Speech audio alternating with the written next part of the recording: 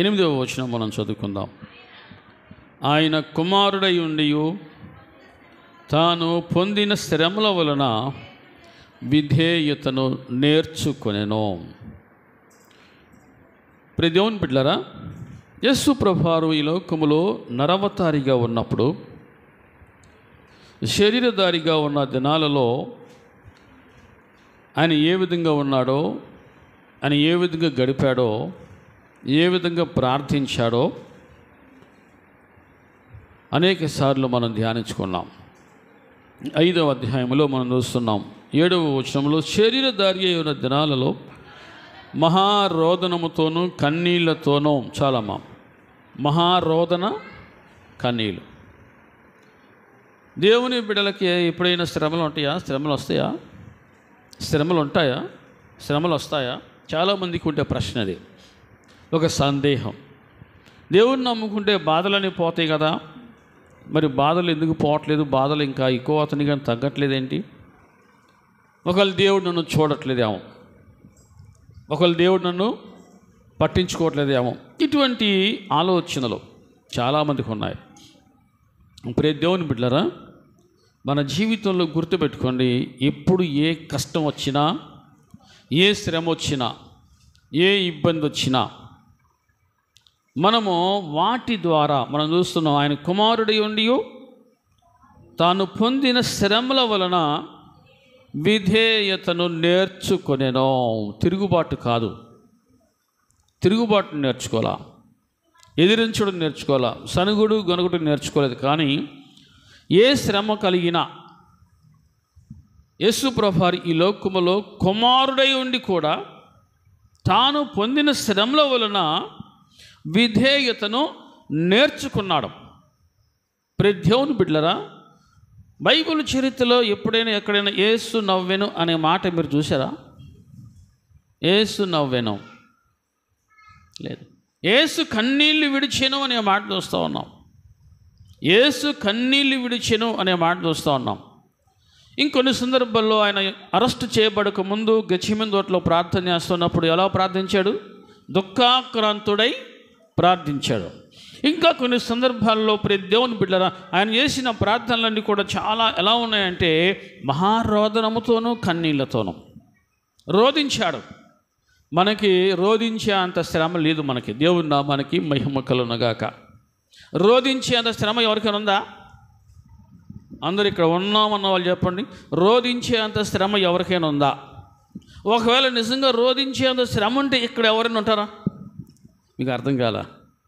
దేవుని నామానికి మహిమ కలుగునుగాక. ఎందుకంటే చాలామంది లోకంలో చాలామంది దేవుణ్ణి నమ్ముకున్నారు. ఎందుకంటే బాధలన్నీ పోతాయి, పట్టిందల్లా బంగారం అయిపోద్ది అనేసి, పట్టిందల్లా బంగారం అయిపోద్దని చాలా తీవ్రమైనటువంటి ఆశతో ఉన్నారు చాలామంది. దేవుని వాక్యం సెలవిస్తూ ఉంది, యేసు ప్రభువారు శరీరధారిగా ఉన్న దినాలలో మహారోదనముతోనూ కన్నీళ్లతోనూ తన్ను మరణము నుండి రక్షింపగలవానికి ప్రార్థనలు యాచనలను సమర్పించి భయభక్తులు కలిగి ఉన్నాడో. మేలు చేస్తేనే దేవుడు కాదో, నిన్ను సంతోషింపజేస్తేనే దేవుడు కాదో, నీ జీవితంలో రోదన ఉన్నా కన్నీళ్ళు ఉన్నా సరే భయభక్తులు కలిగి ఉండవలసినదే. భయభక్తులు కలిగి నువ్వు విధేయతను నేర్చుకోవలసిందే. కానీ తిరుగుబాటు, ధిక్కారస్వరము, ఎదిరించడము, లోబడినతనము ఇవి కలిగి ఉండకూడదు అని వాక్యం సెలవిస్తా ఉంది. తాను పొందిన శ్రమల వలన విధేయత. అసలు క్రైస్తవుడు అంటే నువ్వు గుర్తుపెట్టుకున్న ఒక మాట, విధేయుడు అని. హల్లెలూయా, విధేయత. సామెతల గ్రంథంలో మనం చూస్తున్నాం, ఘనతకు ముందు వినయం ఉండును, ఘనతకు ముందు వినయం ఉండును, పడిపోవుటకు ముందు అహంకారమైన మనస్సు నడుచును, నాశనానికి ముందు గర్వము నడుచును. దేవుని నామానికి మహిమ కలుగునుగాక. నీకు ఘనత కావాలంటే, నీవు ఘనపరచబడాలి అంటే నీ జీవితంలో ఖచ్చితంగా నువ్వు కలిగి ఉండవలసిన సుగుణము వినయము, విధేయత. ప్రతి దేవుని బిడ్డలారా, నువ్వు ఎంతగా లోబడతావో నువ్వు అంతగా దేవుని చేత హెచ్చించబడతావు. నిన్ను నువ్వు ఎంతగా హెచ్చించుకుంటావో ఖచ్చితంగా నిన్ను నువ్వు తగ్గించబడతావు. దేవుని చేత తగ్గించబడటం అది చాలా దారుణం. ఒక మనిషి నిన్ను తగ్గించినా నీకు నష్టమేమీ లేదు, దేవుడు నిన్ను హెచ్చిస్తాడు. కానీ దేవుడే నిన్ను తగ్గిస్తే ఇక నిన్ను ఎవరు కూడా పైకి లేపలేరు. అర్థమవుతుంది అన్నవాళ్ళు చెప్పండి హల్లెలూయా. ప్రతి దేవుని బిడ్డలారా, మనము ఖచ్చితంగా మనకున్నటువంటి శ్రమలను బట్టి, మనకున్న ఇబ్బందులను బట్టి, మనకున్నటువంటి నష్టాలు, కన్నీళ్ళు ఏవైతే ఉన్నావో వాటన్నిటిని బట్టి మనము విధేయతను నేర్చుకోవాలి. విధేయత అనేది ఒక ఆణిముత్యము, దానికంటే కూడా చాలా విలువైనది విధేయత. అందుకని ప్రభువారు అనేక సందర్భాల్లో అంటాడు, తను తగ్గించుకున్నవాడు హెచ్చించబడుతుంది. విధేయత. నిన్ను నీవు ఎంతగా తగ్గించుకుంటావో దేవుని చేత నువ్వు అంతగా హెచ్చించబడతావు. చూద్దాం, పేతురు పత్రికలో 2వ అధ్యాయం, మొదటి పేతురు పత్రిక 2వ అధ్యాయంలో మనం చూస్తూ ఉన్నాం. 18 నుంచి చూస్తే, పనివారులారా, మంచివారును సాత్వికులైన వారికి మాత్రము కాక ముష్కరులైన మీ యజమానులకును పూర్ణ భయముతో లోబడి ఉండుడి. ముష్కరులైన మీ యజమానులకును పూర్ణ భయముతో లోబడి ఉండుడి. అర్థమవుతుంది అని వాళ్ళు చెప్పండి హల్లెలూయా. నువ్వు కాబట్టి నీ ఉద్యోగం కాబట్టి ఇంకో దగ్గర ఉద్యోగం చేసుకుంటాం, నీవు కాబట్టి ఇంకొకటి, ఇట్లాగా ధిక్కార స్వరము. ప్రతి దేవుని బిడ్డలారా, దేవుని బిడ్డలకు ఈ దీనత్వము అనేది ఒక అక్షయ అలంకారముగా ఉంటుంది, ఉండునుగాక. ఆమేన్. మనం చూస్తూ ఉన్నాం, మీ యజమానులకు పూర్ణ భయముతో లోబడి ఉండుడి. లోబడుట అంటే నిన్ను నీవు తగ్గించుకుంటే ఖచ్చితంగా ఒక టైం వస్తుంది, నీవు ఘనపరచబడతావో. నీ కుటుంబంలోనే సరే కావచ్చు, నువ్వు పనిచేసే చోట కావచ్చు, నువ్వు తగ్గించుకున్నంత మాత్రం చేత నీ విలువ ఏమీ తగ్గదు, కానీ నీ విలువ అంతకంటే 1000 రెట్లు పెరుగుతుంది, పెరుగునుగాక. ఆమేన్. మనం చూస్తున్నాం ప్రియ దేవుని బిడ్డలారా, 21వ వచనంలో, క్రీస్తు కూడా మీ కొరకు బాధపడి మీరు తన అడుగు జాడలను బట్టి నడుచుకున్నట్లు మీకు మాదిరి ఉంచిపోయాను. ఆయన పాపం చేయలేదు, ఆయన నోట ఏ కపటము కనబడలేదు, ఆయన దూషింపబడి బదులు దూషింపలేదు, ఆయన శ్రమ పెట్టబడి బెదిరింపక న్యాయముగా తీర్పు తీర్చు దేవునికి తన్ను తాను అప్పగించుకొనెను. న్యాయముగా తీర్పు తీర్చు దేవునికి తన్ను తాను అప్పగించుకొనెను. ఆయన నోట ఏ కపటము లేదు, ఆయన పాపము పాపం చేయకుండా ఉన్న ఆయనకే అన్ని శ్రమలు వచ్చినప్పుడు, పాపం చేసిన వారికి శ్రమలు రావట్లేదు, పెద్ద వింతే ఉంది, పెద్ద ఆశ్చర్యమే ఉంది. కష్టాలు రాగానే అసలు దేవుడు నన్ను చూడట్లేదు, నన్ను పట్టించుకోవట్లేదు, అసలు నేను ఎంత ఇదిగా ఉన్నానో, ఎంత నిప్పునో, ఎంత నీతిమంతున్నో, ఎంత నీతిమంతురాలనో, ఎంత నీతిగా బతికానో. నీ నీతి, మన నీతి చెప్పండి, దేవుని ఎదుట మురికి గుడ్డతో సమానమో. మురికి గుడ్డతో సమానమో. నేను నీతిగా ఉన్నందుకు నాకు ఈ శ్రమలు వచ్చానని చాలామంది అనుకుంటూ ఉంటారు. ఒకవేళ నిజంగా వాక్యానుసారంగా అటువంటి నీతిని కలిగి ఉంటే, అందుకే నీకు శ్రమలు వస్తే నువ్వు ధన్యుడవే, ధన్యురాలివే. హల్లెలూయా. ప్రతి దేవుని బిడ్డరా, ఇక్కడ ప్రభువారు శరీరధారిగా ఉన్న దినాలలో ఆయన జీవితము ఎంత శ్రేష్టమైనదిగా ఉందో మనకు అర్థమవుతుంది. ఎంత శ్రేష్టమైనదిగా ఉంది. ఆయన పాపము చేయలేదు, ఆయన నోట ఏ కపటము కనబడలేదు. భూమి మీద ఉన్న మనుషులలో పాపం లేనివాడు ఎవరున్నారు చెప్పండి? మనుషులలో పాపం లేనివాడు. అందుకని ఏ భేదము లేదు. అందరూ పాపం చేసి దేవుడు అనుగ్రహించే మహిమను పొందలేకపోతున్నారో, ఏ భేదము లేదు. అందరూ అంటే భూమి మీద ఎన్ని రకాల కులాలు ఉన్నాయో, ఎన్ని రకాల మతాలు ఉన్నాయో, ఎన్ని రకాల జాతులు ఉన్నాయో, ఎన్ని రకాల వంశాలు ఉన్నాయో, ఎన్ని రకాలుగా ఉన్న ప్రతి దానిలో, ప్రతి ఒక్కరిలో కూడా వెతికినా కనబడని ఒక్క నీతిమంతుడు కూడా. ఎందుకంటే ఏ భేదము లేదు. అందరూ ఏం చేశారంట? అసలు నేను ఏ పాపం చేయాల, అని కొంతమంది పైకి గొప్పగా మాట్లాడతారు. నేను అనుకుంటూ ఉంటాను, అటువంటి వారిని దేవుడు చూసి బహుశా నవ్వుకుంటాడేమో అనుకుంటా. అసలు నేనే పాపం చేయలేదు అని పైకి గొప్పలు చెప్పుకునేవాడు. అట్లా గొప్పలు చెప్పుకుంటూ బతికే వారిని దేవుడు చూసి నవ్వుకుంటాడేమో అనుకుంటా నేను. ఎందుకంటే కొందరు జీవితాలు చాలా విచిత్రంగా వింతగా ఉంటాయి. నీతిమంతుడు ఒక్కడు కూడా, చెప్పండి, నీతిమంతుడు ఒక్కడూ లేడు. అటువంటిది అసలు నేను ఎంత నీతిగా ఉన్నా, నాకు ఎందుకు వచ్చిన ఇన్ని కష్టాలు, నేను ఎంత నీతిగా ఉన్నా ఎందుకు వచ్చి నాకు ఏ బాధ, నేనే పాపం చేశా, నేనే పాపం చేయలేదు, ఎవరికి అన్యాయం చేయలేదు, ఇట్లాగా చాలా గొప్పలు చెప్పుకుంటుంటారు. దేవుని వాక్యం సెలవిస్తూ, అసలు నీ నీతి ఎంతో నేనే నీకు తెలియజేసేదను, నీ నీతి ఎంతో నేనే నీకు తెలియజేసేదను. దేవుని బిడ్డలారా, అసలు ఏ తప్పు చేయని ఆయనకే భూమి మీద అన్ని శ్రమలు ఉన్నాయి. భూమి మీద ఎన్ని రకాల తప్పులు ఉన్నాయో, ఎన్ని రకాల మోసాలు ఉన్నాయో, అన్ని రకాలు అన్నిట్లో అనుభవం ఉన్నవారు. అటువంటి వారికి శ్రమ వస్తే పెద్దగా ఆశ్చర్యపోవలసిన పని లేదు. కానీ అంత నీతిగా ఆయన నోట కూడా ఏ కపటము లేదు. అటువంటి ఆయనకు భూమి మీద అన్ని శ్రమలు వస్తే ఆయన అంటున్నాడు, ఏమన్నాడు? తండ్రి అని నా ఆత్మను నీ చేతికి అప్పగించుకొంచున్నానయ్యా అన్నాడు. హల్లెలూయా. అన్ని శ్రమలు వచ్చి, అన్ని బాధలు, అన్ని అవమానాలు భరిస్తూ ఉండి కూడా, అయ్యా నా ఆత్మను నీ చేతికి అప్పగించుకుంటున్నానయ్యా అన్నాడు. అంటే ఎంత విధేయత నేర్చుకుని చూడండి. ఇప్పుడు తల్లి బిడ్డ ఏదైనా అడిగితే ఇవ్వకపోతే బిడ్డ అలిగి ఏం చేస్తాడమ్మ? ఇప్పుడు ఇంటి నుంచి బయటికి వెళ్ళిపోతున్నాడు.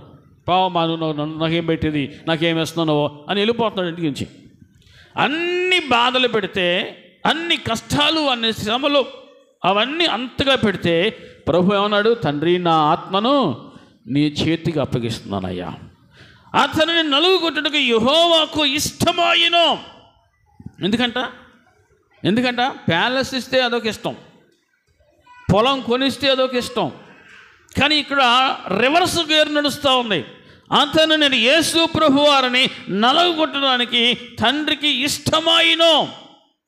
అర్థమవుతుందని వాళ్ళు చెప్పండి. హల్లెలూయా. ఇష్టమాయెను, ఆయనకి కూడా ఇష్టమే. తండ్రి నీ ఇష్టమయ్యా, నన్ను నువ్వు ఏ విధంగా చేయాలనుకున్నా అలా చేయి, నీ చిత్తమే సిద్ధించునుగాక అని తన్ను తాను దేవునికి సంపూర్ణముగా. చూద్దాం 23వ వచనంలో, ఆయన దూషింపబడి బదులు దూషింపలేదు, ఆయన శ్రమ పెట్టబడి బెదిరింపక న్యాయంగా తీర్పు తీర్చు దేవునికి తన్ను తాను అప్పగించుకొనెను. ధిక్కార స్వరం లేదు, తిరుగుబాటు లేదు, ఎదిరించడం లేదు, విధేయత నేర్చుకున్నాడు. విధేయత. దేవుని నామానికి మహిమ కలుగునుగాక. విధేయత. శ్రమల వలన, తాను పొందిన శ్రమల వలన విధేయతను నేర్చుకొనెను. అర్థమవుతుంది అని వాళ్ళు చెప్పండి. హల్లెలూయా. అటువంటి శ్రమల్లో ఉండి కూడా తన్ను తాను దేవునికి అప్పగించుకున్నాడు. దేవునికి అప్పగించుకున్నాడు. న్యాయం తీర్చు దేవుడు ఆయన అని నమ్మాడు. దేవా నీవు నాకు న్యాయం చేస్తావయ్యా అని తన్ను తాను దేవునికి అప్పగించుకునెను. ఈ రోజుల్లో క్రైస్తవులకి 1 వారం 2 వారాలు 3 వారాలు ఏదైనా కష్టమో శ్రమ వస్తే కదా దేవుని మీద ఇంట్రెస్ట్ పోతూ ఉంది. విధేయత నేర్చుకోవట్లా. నీ చిత్తమయ్యా అనే మాట రావట్లా, నీ చిత్తమయ్యా అనే మాట రావట్లా. అసలు కనీసం ఆ ఆలోచన కూడా రావట్లా చాలామందికి. అర్థమవుతుంది అని వాళ్ళు చెప్పండి. హల్లెలూయా. గెత్సేమనే తోటలో ప్రార్థన చేసిన ప్రభువారు చెప్పండి, ఏం ప్రార్థన చేశాడు? తండ్రి నీ చిత్తమైతే ఈ గిన్నెను అంటే తన్ను తను సంపూర్ణంగా దేవునికి ఏ విధంగా అప్పగించుకున్నాడో చూడండి. నీ చిత్తమైతే ఈ గిన్నెను నా యుద్ధ నుంచి తొలగించి అయినను నా ఇష్ట ప్రకారం కాదు. అంటే నేను అడిగేదని తీసేయొద్దయ్యా. వినండి, నేను అడిగేనని తీసేయొద్దు. ఈ శ్రమలో ఈ ఉగ్రత పాత్రను నేను అడిగేదని నా యుద్ధ నుంచి తొలగించొద్దు, కానీ నీ చిత్తమే జరిగించు, నీ చిత్తమే సిద్ధించునుగాక అని ప్రార్థించాడు. హల్లెలూయా. ఈనాడు అంతటి విధేయత మనలో ఉందంటారా? ఈనాడు అంతటి విధేయత మనకు ఉందా? మనలో ఉన్నదా? ప్రతి దేవుని బిడ్డలారా, ప్రభువారు సవాల్ విసిరాడు. నా యందు ఏదైనా దోషం మీకు కనబడితే రుజువు చేయండి అన్నాడు. అటువంటి ఆయనకే అన్ని శ్రమలు వచ్చాయంటే, అటువంటి శ్రమలలో ప్రభు ఏం నేర్చుకున్నాడు? విధేయతను నేర్చుకున్నాడు. హల్లెలూయా. విధేయత, వినయము. 3వ అధ్యాయం మనం చూస్తున్నాం. 1 పేతురు 3వ అధ్యాయంలో మనం చూస్తున్నాం ప్రియ దేవుని బిడ్డలారా, 4వ వచనంలో సాధువైనట్టు మృదువైనట్టునైన గుణమును అక్షయ అలంకారము గల మీ హృదయపు అంతరంగ స్వభావము మీకు అలంకారముగా ఉండవలెను, అది దేవుని దృష్టికి మిగుల విలువ గలది. ఏ అలంకారం కావాలి చెప్పండి? ఏ అలంకారం కావాలి? ఇక్కడ మనం చూస్తున్నాం, సాధువైనట్టు మృదువైనట్టునైన గుణము అను అక్షయ అలంకారము గల మీ హృదయపు అంతరంగ స్వభావము, మీ హృదయపు అంతరంగ స్వభావము మీకు అలంకారముగా ఉండవలెను, అదే విధేయత. మీ హృదయపు అంతరంగ స్వభావములో దేవునికి ఏం కనబడాలి? విధేయత కనబడాలి. విధేయతను నేర్చుకోవాలి. విధేయతను చూపించాలి దేవునికి. అయ్యా నీ చిత్తమయ్యా, నీ ఇష్టమయ్యా, నా జీవితంలో ఏది వచ్చినా ఏది జరిగినా నీ ఇష్టము, నీ చిత్తము. విధేయతను నేర్చుకుంటే ఖచ్చితంగా నీవు హెచ్చించబడతావు.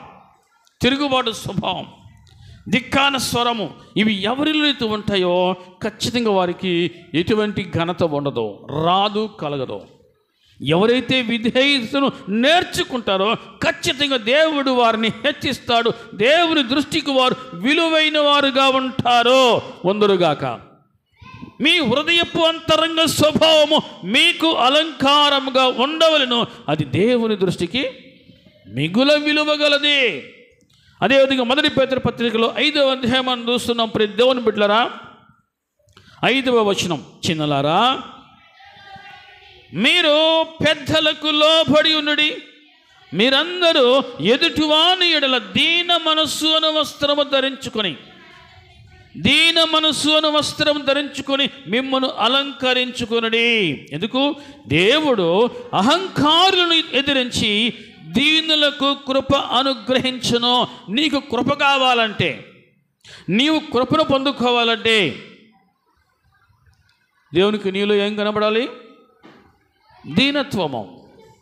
దీనత్వము నీలో దేవునికి కనబడాలి.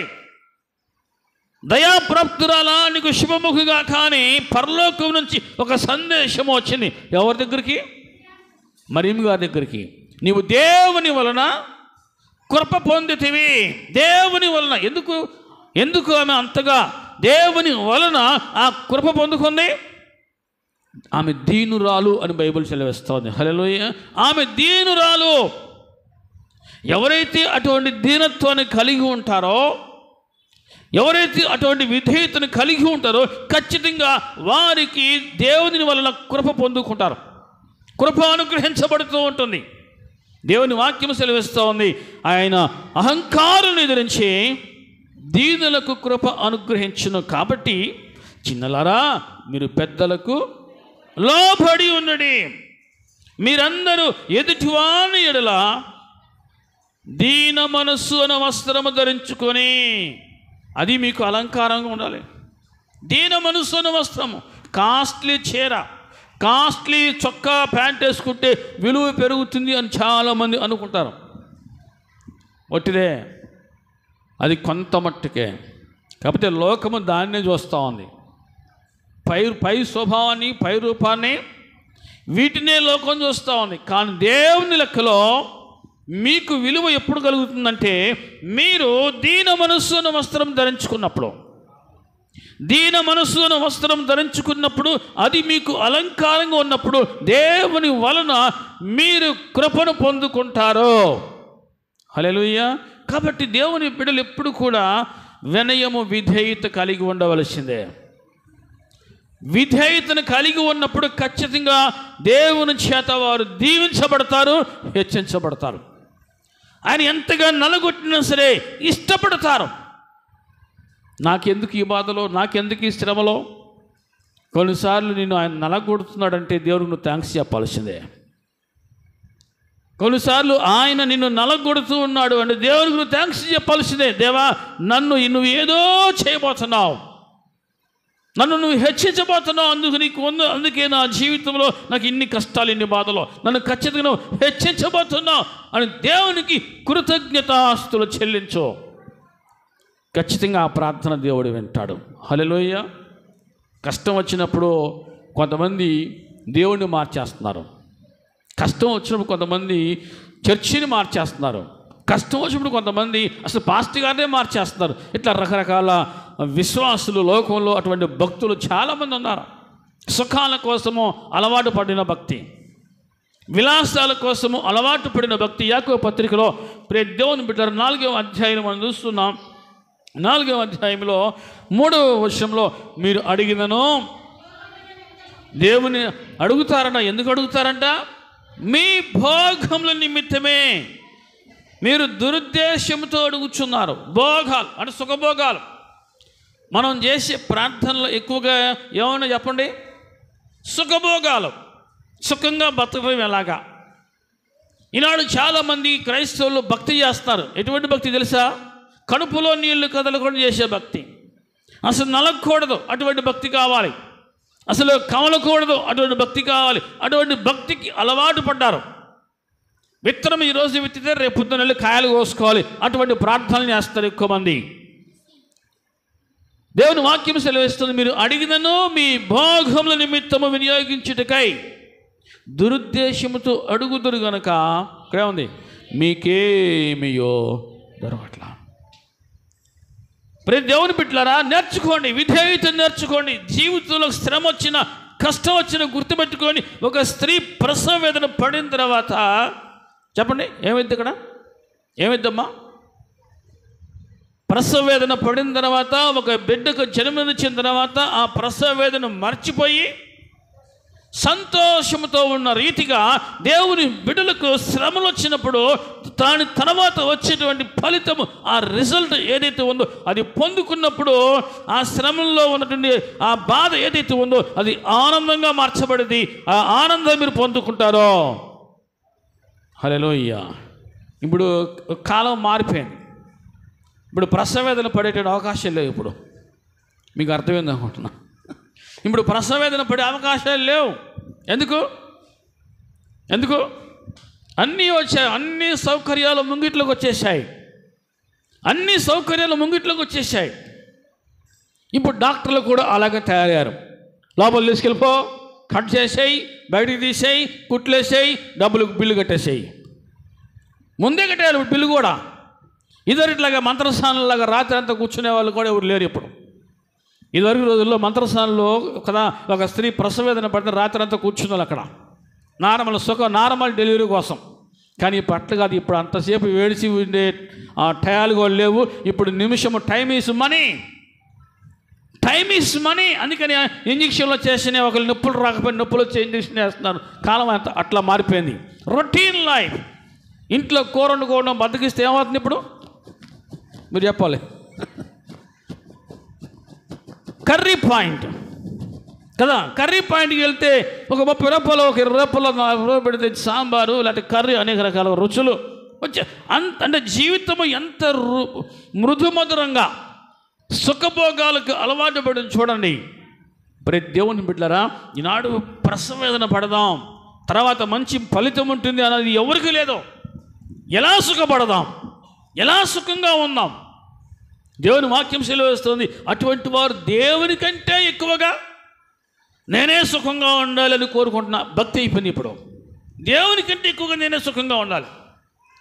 ఎంత స్వార్థ ప్రియులు! భక్తిలో కూడా స్వార్థం, భక్తిని కూడా స్వార్థం కోసం వాడుకోవడం బాగా నేర్చారు ఈనాడు చాలామంది.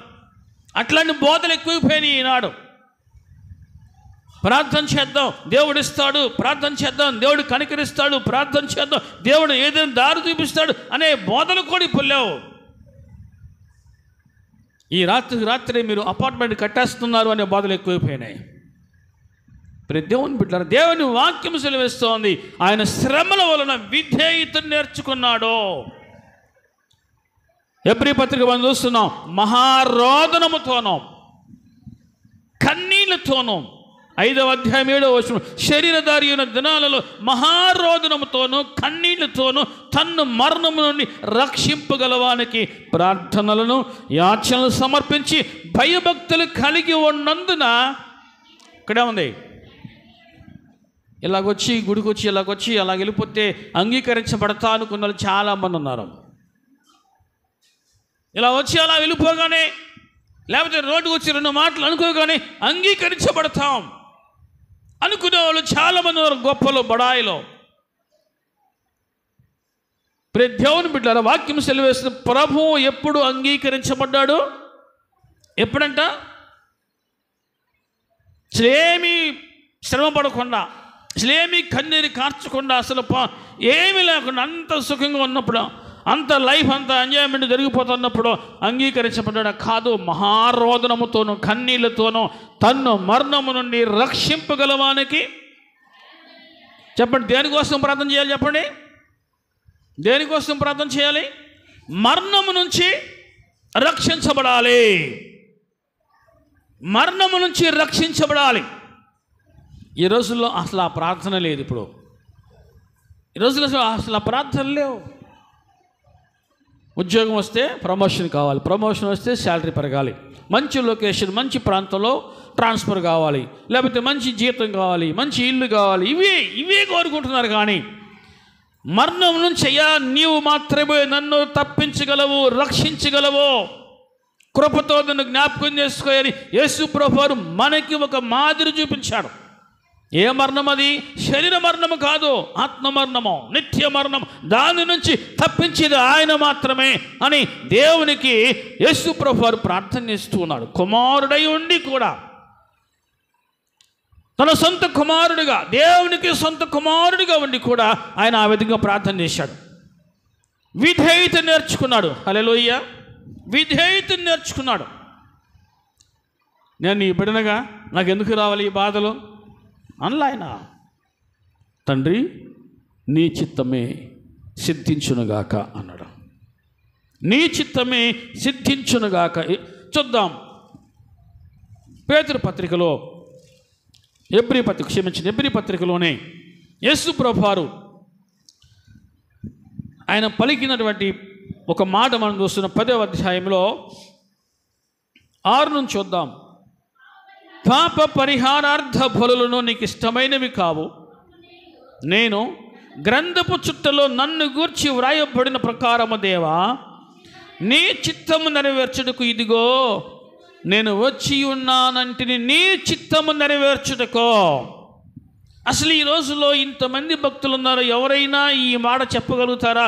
దేవా నేను నీ చిత్తం నెరవేరుస్తున్నానయ్యా అని ఎవరైనా చెప్పగలిగినటువంటి భక్తులు, శ్రేష్ఠులు ఉన్నారా? దేవుని వాక్యం సెలవిస్తుంది 5వ వచనంలో, కాబట్టి ఆయన ఈ లోకమందు ప్రవేశించినప్పుడు ఇలాగ చెప్పుచున్నాడు, బలియు అర్పణయు నీవు కోరలేదు కానీ. అసలు దేవుడు నీకు శరీరమును అప్పగించాడంటే ఎందుకు అప్పగించాడు? ఆయన చిత్తమును నెరవేర్చడం కోసమే, నీ సుఖభోగాలు నెరవేర్చుకోవడం కోసం కాదు. ఓ నా ప్రాణమా తినమో త్రాగమో సుఖించమో సంతోషించమో అని నువ్వు అనుకోవడం కోసం కాదు దేవుడు నీకు దేహాన్ని ఇచ్చింది. దేవుడు నీకు విలువైన దేహాన్ని ఇచ్చింది ఎందుకోసం అంటే నీ లగ్జరీ లైఫ్ కోసం కాదు. దేవుని యొక్క చిత్తాన్ని నెరవేర్చడం కోసమో దేవుడు నీకు ఒక దేహాన్ని ఇచ్చాడు, ఒక శరీరాన్ని ఇచ్చాడు. మనం చూస్తున్నాం, నాకు ఒక శరీరమును అమర్చితివి, పూర్ణ హోమములను పాప పరిహారార్థ బలులను నీకు ఇష్టమైనవి కావు. అప్పుడు నేను గ్రంథపు చుట్టలో నన్ను గూర్చి వ్రాయబడిన ప్రకారము దేవా నీ చిత్తము నెరవేర్చుటకు, నా ఆశలు నెరవేర్చుకోవడం కోసం నేను రాలేదు. నా ఆశలు, నా ఆలోచనలు ఏవైతే ఉన్నావో వాటిని జరిగించుకోవడం కోసం నేను రాలేదు, కానీ నీ చిత్తము నెరవేర్చడం కోసమే నేను వచ్చి ఉన్నాను. ప్రతి దేవుని బిడ్డలారా, నువ్వు దేవుని నమ్ముకొని ఇప్పటికి ఎంతకాలం అవుతుందో, నువ్వు ప్రభువుని నమ్ముకొని బాప్తిసం తీసుకొని ప్రభువును అంగీకరించి మారు మనసు పొందాలని చెప్పుకొని ఎంతకాలం అవుతుందో ఆ విధంగా ఎంతకాలం అవుతుంది. కానీ ఏనాడైనా నేను దేవుని యొక్క చిత్తాన్ని నెరవేరుస్తున్నాను అని చెప్పగలిగేటువంటి సాక్ష్యం నీలో ఉందా? నువ్వు కలిగి ఉన్నావా? అర్థమవుతుంది అన్న వాళ్ళు చెప్పండి హల్లెలూయా. నీ చిత్తము నెరవేర్చుటకు ఇదిగో నేను వచ్చి ఉన్నాను అన్నాడు ప్రభువు. అదేవిధంగా ఆయన చిత్తాన్ని జరిగించడం కోసమే ఆయన ఈ లోకంలో పనిచేశాడు. మరి మనము మన సుఖభోగాల కోసము, మన లగ్జరీ లైఫ్ కోసము, మన విలాసవంతమైన జీవితం కోసము మనం ప్రయాసపడుతున్నామా? ప్రాకులాడుతున్నామా? దానికోసమే పరుగులాడుతున్నామా? లేక అయ్యా నేను నా జీవితంలో నీ చిత్తాన్ని మాత్రమే జరిగించాలి, నెరవేరుస్తున్నానని చెప్పగలిగే స్థితిలో మనం ఉన్నామా? ఎంతో కాలం అవుతుంది దేవుని నమ్ముకొని, నీకే తెలియకపోతే కొత్తగా వచ్చేవారికి ఏమర్థమైంది? నీవే సరిగా దేవుని చిత్తాన్ని ఎరిగి ఉండకపోతే కొత్తగా వచ్చేవారు అసలు దేవుని చిత్తం ఏంటి వారికి ఎలా తెలుస్తుంది? ప్రభువారు అన్నారు మత్తయి సువార్త 7వ అధ్యాయంలో, మత్తయి సువార్త 7వ అధ్యాయంలో, దేవుని బిడ్డలారా, ఇక్కడ ప్రభువారు తన మొదటి ప్రసంగంలో పలికిన కొన్ని ఆనిముత్యాలు మనం చూస్తున్నాం. మత్తయి సువార్త 7వ అధ్యాయంలో 21వ వచనంలో, ప్రభువా ప్రభువా అని నన్ను పిలుచు ప్రతివాడు ప్రవేశింపుడు కానీ పరలోకమందున్న నా తండ్రి చిత్త ప్రకారం చేయవాడే. ప్రభువారు ఈ లోకానికి వచ్చి మనకు నేర్పించిన విధానం ఇది. ప్రభువా ప్రభువా అని మీరు నన్ను పిలిస్తే మీకు పరలోకం రాదో? ఒక తల్లి ప్రభువు దగ్గరికి వచ్చి, ప్రభువా ఏంటమ్మా నాకు 2 కుమారులు ఉన్నారు కదయ్యా. అవునమ్మా, నా 2 కుమారులు ఒకరిని ఎడం పక్కన ఒకరిని కుడి పక్కన కూర్చోబెట్టుకో. అసలు నువ్వేమడుగుతా నీకు తెలుస్తుందమ్మా అన్నాడు. అవును ప్రభా నాకు తెలుస్తుందయ్యా, ఒకరిని నా ఎడం పక్కన కూర్చోబెట్టుకో, ఇంకొకరిని కుడి పక్కన కూర్చోబెట్టుకో అని చెప్పాడు. చెప్పింది ఆ తల్లి. అమ్మా నేను త్రాగుబో గిన్నెలోని మీరు త్రాగలరేమో కానీ నా కుడి ప్రక్కన ఒకరిని ఎడం ప్రక్కన ఒకరిని కూర్చుందని వచ్చి అది నా వశంలో లేదు. నా తండ్రి ఎవరికైతే సిద్ధపరిచాడో, నా తండ్రి ఎవరికైతే సిద్ధపరిచాడు వారికే. ప్రభువారి లోకంలో శరీరధారిగా ఉన్న దినాల్లో తన తండ్రిని ఎంతగా హెచ్చించాడో, తన తండ్రిని ఎంతగా గౌరవించాడో, మహిమపరిచాడో ఆయన పలికిన మాటలు మనం చూస్తున్నాం. ఇది నా వశంలో లేదమ్మా, నా తండ్రి ఎవరికైతే సిద్ధపరిచాడో అది వారికే. హల్లెలూయా. ప్రభువా ప్రభువా అని పిలుచు ప్రతివాడు పరలోక రాజ్యంలో ప్రవేశింపడు కానీ పరలోకమందున నా తండ్రి చిత్త ప్రకారం చేయవాడే ప్రవేశించును. హల్లెలూయా. అంతగా ఇష్టడు, దేవునికి ఇష్టడు, సొంత కుమారుడు, ప్రియ కుమారుడు అనిపించుకున్న వాడికి జీవితంలో ఏమొచ్చాయి? శ్రమలు వచ్చాయి. ఈయన నా ప్రియ కుమారుడు, ఈయన నేను ఆనందించుచున్నాను అని దేవుడు సాక్ష్యం ఇచ్చాడు. అటువంటి కుమారుని జీవితంలో ఏమొచ్చాయి? శ్రమలు వచ్చాయి. తండ్రి రాజు అయితే, తండ్రి రాజుగా ఉంటే కుమారుడు దాసుడిగా ఉండడానికి ఇష్టపడతాడా? తండ్రి రాజు, మా కుమారుడు ఏమవ్వాలి? యువరాజు అవ్వాలి. కానీ ఇక్కడ ఏమయ్యాడు? దాసుని స్వరూపమును ధరించుకోవడానికి ఇష్టపడ్డాడు. దాసుని పోలికలో ఈ లోకానికి వచ్చాడు, దాసుడిగా వచ్చాడు. అర్థమవుతుంది అన్నవాళ్ళు చెప్పండి హల్లెలూయా. చాలామందికి అర్థం కాదు ఇది, చాలామందికి ఇది అర్థం కాదు. నిజాయితీ చెప్పండి, నిజాయితీగా అర్థమవుతుంది అన్నాను హల్లెలూయా. హల్లెలూయా. చాలామందికి అర్థం కాదు. ఆయన శ్రమలు అనుభవించి విధేయత నేర్చుకున్నాడు. తండ్రికి తన్ను తాను సంపూర్ణంగా అప్పగించుకున్నాడు. తండ్రి నీ చిత్తమే నా జీవితంలో జరగాలయ్యా. హల్లెలూయా. తన తండ్రిని ఎంతగా గౌరవించాడో, ఎంతగా హెచ్చించాడు తన జీవితం ద్వారా. దేవుని బిడ్డలారా, ఈరోజు మనము మన జీవితంలో మనం కలిగి ఉన్న శ్రమలను బట్టి మనలో తగ్గింపు వస్తుందా? విధేయత నేర్చుకుంటున్నామా మనము? అది దేవునికి నచ్చుతూ ఉందా? దేవుడు మెచ్చుకునేదిగా ఉందా మన జీవితము? దేవుని వాక్యం అనేక విధాలుగా సెలవిస్తూ ఉంది. దేవుని బిడ్డలారా, ప్రభువారు ఈ లోకానికి వచ్చి కేవలం దేవుని యొక్క చిత్తాన్ని మాత్రమే జరిగించుటకు తన జీవితాన్ని అంకితం చేసుకున్నాడు. అంతగా త్యాగం చేసుకున్నాడు, అంతగా విధేయత నేర్చుకున్నాడు. కాబట్టి మత్తయి సువార్తలో మనం చూస్తున్నాం 28వ అధ్యాయంలో దేవుని బిడ్డలారా ఎంతగా తగ్గించుకున్నాడు, ఎంతగా విధేయత నేర్చుకున్నాడో దేవుడు ఆయనను అంతగా హెచ్చించాడు. 18వ వచనము, అయితే యేసు వారి యొద్దకు వచ్చి, పరలోకమందును భూమి మీదను నాకు సర్వాధికారము ఇయ్యబడి ఉన్నది. పరలోకమందును ఓర్చుకుంటే ఇంత గొప్ప వాళ్ళు అవుతారు. గుర్తుపెట్టుకునే మాట, ఓర్చుకున్నవాడు ఖచ్చితంగా జీవితంలో గొప్ప వాళ్ళు అవుతారు. ఖచ్చితంగా దేవుని చేత వారు హెచ్చించబడతారు. ఒకనాడు దాసునిగా, ఒకనాడు శ్రమలు అనుభవించేవానిగా ఉన్నాడు. విధేయత నేర్చుకున్నాడు. మహారోదనముతో కన్నీళ్ళతో ప్రార్థన చేసిన వాడిగా ఉన్నాడు. కానీ ఇప్పుడు ఆయన స్థితి ఎలా ఉందో తెలుసా? పరలోకమందును భూమి మీదను నాకు సర్వాధికారము ఇయ్యబడి ఉన్నది. ఫిలిప్పీయులకు రాసిన పత్రిక 2వ అధ్యాయంలో, బైబిల్ ఉన్న వాళ్ళు తీయండి. ఫిలిప్పీయులకు రాసిన పత్రిక 2వ అధ్యాయంలో మనం చూస్తున్నాం. 5 నుంచి చూస్తే, క్రీస్తు యేసు కలిగిన ఈ మనసు, ఏ మనసు? శ్రమల వలన విధేయతను నేర్చుకునే మనస్సు. శ్రమల వలన విధేయతను నేర్చుకునే మనస్సు. ఎన్ని కష్టాలు వచ్చినా, ఎన్ని అవమానాలు వచ్చినా, ఎన్ని నిందలు వచ్చినా, ఎన్ని బాధలు వచ్చినా సరే మహారోదనముతో కన్నీళ్లతో ప్రార్థన చేశాడు. కానీ ప్రార్థన మానలా. అటువంటి మనసు కలిగి ఉంటే, ఈ మనసు మీరును కలిగి ఉండి, ఆయన దేవుని స్వరూపము కలిగిన వాడై ఉండి దేవునితో సమానముగా ఉండుట విడిచిపెట్టకూడని భాగ్యమని ఎంచుకొనలేదు. కానీ మనుషుల పోలికగా పుట్టి దాసుని స్వరూపమును ధరించుకొని తన్ను తానే రిక్తునిగా చేసుకొనెను. మరియు ఆయన ఆకారమును మనుషుడిగా కనబడి మరణము పొందినంతగా, అనగా శిలువ మరణము పొందినంతగా విధేయత చూపిన వాడై తన్ను తాను తగ్గించుకొనెను. తర్వాత భూమి మీద అందుచేత పరలోకమందున్న వారిలో కానీ, భూమి మీద ఉన్న వారిలో కానీ, భూమి క్రింద ఉన్న వారిలో కానీ ప్రతి వాని మోకాలును యేసు నామమున వంగాలి. చాలమ్మా. ఎందుచేత మనుషుల పోలిక పుట్టాడు, దాసుని స్వరూపం ధరించుకున్నాడు, ఆకారమందు మనుషుడిగా కనబడ్డాడు, మరణము పొందినంతగా, అనగా శిలువ మరణం పొందినంతగా విధేయత చూపాడు, తన్ను తాను తగ్గించుకున్నాడు.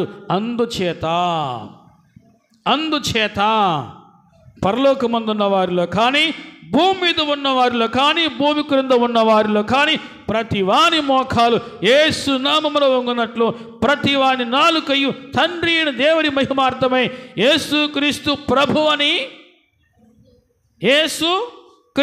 ప్రభు అని ఒప్పుకొన్నట్లు దేవుడు ఆయనను అధికముగా హెచ్చించి ప్రతి నామమునకు పైనామమును ఆయనకు అనుగ్రహించిన. భూమి మీద ఎన్ని నామాలు ఉన్నాయో అన్ని నామముల కంటే యేసయ్య నామమే పైనామము, ఉన్నత నామము. దేవుడు అంతగా ఆయనను హెచ్చించాడు. క్రీస్తు మనకు మాదిరి చూపించాడు. ఇదిగో మీరు ఈ విధంగా విధేయతను నేర్చుకుంటే నేను ఏ విధంగా హెచ్చించబడ్డానో మీరు కూడా ఆ విధంగా హెచ్చించబడతారు అని మనకి మాదిరి చూపించాడు. ఈనాడు క్రైస్తవ భక్తులలో ఎంతమందిలో ఇటువంటి విధేయత ఉంది? ఎంతమందిలో ఇటువంటి సంస్కారం ఉంది? కొంతమందిలో విధేయత, సంస్కారం కనబడవు. అవి చాలా డొల్లతనంగా ఉన్నాయి. ప్రతి దేవుని బిడ్డరా, నువ్వు హెచ్చించబడాలంటే, దేవుని చేత నువ్వు హెచ్చించబడాలి అంటే, కృప పొందుకోవాలంటే ఖచ్చితంగా విధేయతను నువ్వు నేర్చుకోవాల్సిందే. విధేయత ఎక్కడైతే ఉంటుందో అక్కడ దేవుడు దిగి వస్తా అంటాడు. ఎక్కడ నీ మాట?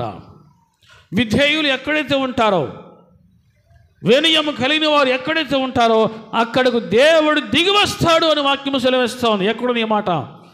ఖచ్చితంగా నాకు తెలుసు బైబిల్లో ఉంది. ఎక్కడ నీ మాట? యెషయా గ్రంథం ప్రియ దేవుని బిడ్డలారా,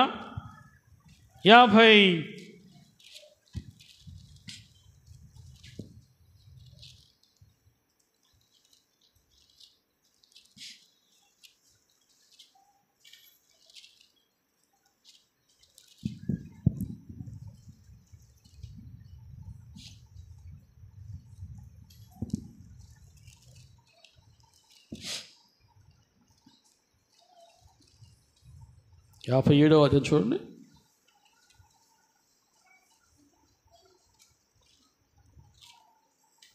15 చూద్దాం. మహాఘనుడును మహోన్నతుడును పరిశుద్ధుడును నిత్య నివాస్యుడైన వాడు ఇలాగూ సెలవిచ్చుచున్నాడు, నేను మహోన్నతమైన పరిశుద్ధ స్థలములో నివసించువాడును, అయినను వినయము గల వారి ప్రాణమును ఉజ్జీవింపచేయుటకును నలిగిన వారి ప్రాణమును ఉజ్జీవింపచేయుటకును వినయము గల వారి యొద్దను దీన మనసు గల వారి యొద్దను నివసించుచున్నాను. అందరం గట్టిగా చూద్దాం. హల్లెలూయా, హల్లెలూయా. దేవుడు నివసించేది ఎవరి దగ్గర? ఎవరి దగ్గర? మంచి ప్యాలెస్ దగ్గర కాదు, ఉన్నతమైన పొజిషన్లో ఉన్న వారి దగ్గర కాదు. ఎవరైతే వినయము కలిగి ఉంటారో, ఎవరైతే దీన మనసు కలిగి ఉంటారో వారి మధ్యలో ఆయన నివసించుటకు ఇష్టపడుతున్నాడు. ఈరోజు నీవు నీ కుటుంబంలో అటువంటి వినయము విధేయత కలిగి ఉంటే, నీలో దేవునికి అటువంటి విధేయత కనపడితే ఖచ్చితంగా నా దేవుడు నీ కుటుంబంలో నీ గృహములో నివసిస్తాడు, నివసించునుగాక. ఆమేన్. శ్రమల వల్ల విధేయత నేర్చుకునేవో, విధేయత నేర్చుకో. నీ చిత్తము ప్రభువా, నీ చిత్తమయ్యా, నువ్వు మాట ఇచ్చావు, నీ చిత్తము, నీ ఇష్టము, నీ ఇష్టము, నీ ఇష్టమే సిద్ధించునుగాక అనేటువంటి ప్రార్థన నేర్చుకో. దేవుడిని ఎప్పుడు కూడా సిగ్గుకు అవమానానికి అప్పగించేవాడు కాదు. ఇక ఎన్నటికీ నా ప్రజలు సిగ్గునొందరు. ప్రతి దేవుని బిడ్డల ముందు కష్టపడ్డవారు ఖచ్చితంగా జీవితంలో సుఖపడతారు అనే నానుడి ఎంత నిజమో, ఖచ్చితంగా జీవితంలో, ఆధ్యాత్మిక జీవితంలో నువ్వు ఎన్ని శ్రమలు అనుభవిస్తున్నా సరే ఖచ్చితంగా ఆ శ్రమలన్నీ కూడా నీకు నిత్య మహిమను తీసుకొస్తాయి. ఆ నిత్య మహిమను పొందుకున్నప్పుడు ఈ శ్రమలన్నింటినీ కూడా మర్చిపోతావు. అటువంటి శుభదినము నీ జీవితంలో వచ్చునుగాక. ఆమేన్. ఈ శ్రమలు ఎంత మాత్రమును ఎన్నదగినవి కావు. నిత్య మహిమకు అవి కారణంగా ఉంటాయి, కానీ నిన్ను సిగ్గుపరిచేవిగా ఉండవు. కొన్నిసార్లు మన జీవితంలో శ్రమలు, ఆ వచ్చిన శ్రమలు ఏవైతే ఉన్నావో అవి మనల్ని దేవుని యొద్దకు నడిపిస్తూ ఉంటాయి, దేవుని పాదాల దగ్గరకు నడిపిస్తూ ఉంటాయి. అర్థమవుతుంది అన్న వాళ్ళు చెప్పండి హల్లెలూయా. యేసు ప్రభువారు ఈ లోకములో ఎన్ని బాధలు పడ్డాడో, ఎన్ని అవమానాలు పడ్డాడో, కానీ తన్ను మరణం నుంచి విడిపించువానికి ఏం చేశాడు? ప్రార్థనలు, యాచనలు, విజ్ఞాపనలు చేశాడు. తన్ను మరణం నుంచి విడిపించువానికి ప్రార్థనలు, యాచనలు చేశాడు. భయభక్తులు కలిగి ఉన్నాడు, విధేయతను నేర్చుకున్నాడు, విధేయులకు ఆయన సహాయం చేసేవాడిగా ఉన్నాడు. ఈరోజు నీవు విధేయునిగా ఉంటే ఖచ్చితంగా నా దేవుడు నీకు సహాయం చేస్తాడు. ప్రతి దేవుని బిడ్డరా గుర్తుపెట్టుకో, హృదయంలో ఏ మూల కూడా గుర్తుపెట్టుకునే మాట, హృదయంలో ఏ మూల కూడా గర్వము, అహంకారము, అతిశయము ఉండకుండా జాగ్రత్త పడు. హృదయంలో ఏ మూల కూడా, ఎక్కడ కూడా అహంకారము, గర్వము, అతిశయము లేకుండా జాగ్రత్త పడు. అవి కనుక హృదయంలోకి వస్తే జీవితమే దేవునికి దూరం అయిపోద్ది. గర్విష్ఠులు యెహోవాకు హేయులు. గుర్తుపెట్టుకొని దేవుని బిడ్డలకు హృదయంలో ఉండవలసింది వినయము, విధేయత, దీనత్వము. అంతేగాని అహంకారము, గర్వము, అతిశయము ఉండకూడదు.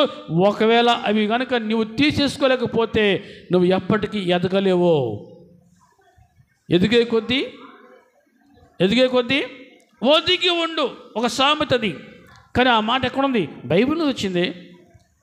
ఘనతకు ముందు వినయం ఉంటుంది. నువ్వెంతగా వినయము కలిగి ఉంటావో నా దేవుడు నిన్ను అంతగా హెచ్చించునుగాక. హృదయంలో ఏ మూల కూడా నాకు అది ఉంది, నాకు ఇది ఉంది, అంతుంది, ఇంతుంది అని మనసులో, హృదయంలో అటువంటి స్వభావము, అటువంటి తలంపు కలిగి ఉండకుండా జాగ్రత్త పడు. ఒకవేళ అటువంటిది వస్తే దేవుడు ఏమాత్రం కూడా మెచ్చుకోడు. దేవునికి అది నిన్ను దూరం చేస్తుంది. గుర్తుపెట్టుకో, అపవాది ఎందుకు పడిపోయాడు? అపవాది సాతాను ఎందుకు పడిపోయాడు? అంతరంగంలో గర్వించాడు. అతని గర్వము అతని పతనానికి దారి చూపించింది. కాబట్టి ఎప్పుడు కూడా మన మాటల్లో కూడా మన మాటల్లో కూడా, మన ఆలోచనలో కూడా అసలు అది కనబడకుండా జాగ్రత్త పడాలి. అవి లేకుండా మన జీవితం రాకుండా మనం జాగ్రత్త పడితే ఖచ్చితంగా మన దేవుడు ఇంకా దీవిస్తాడు, హెచ్చిస్తాడు, హెచ్చింపబడదు గాక. ప్రార్థన చేసుకుందాం, మోకరించండి.